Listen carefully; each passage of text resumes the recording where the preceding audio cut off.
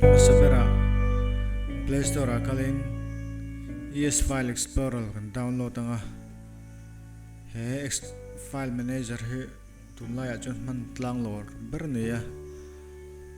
tuna kianin size ki za somsari le pali ania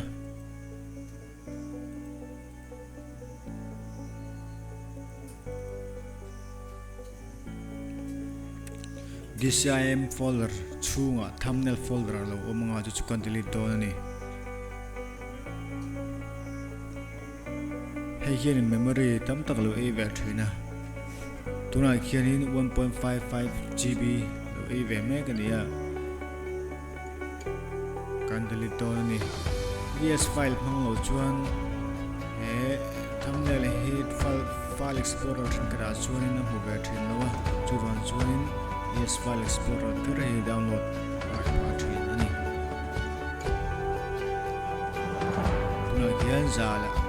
sum pali atlita ni kung he video hi zone in like share zel don dia tin subscribe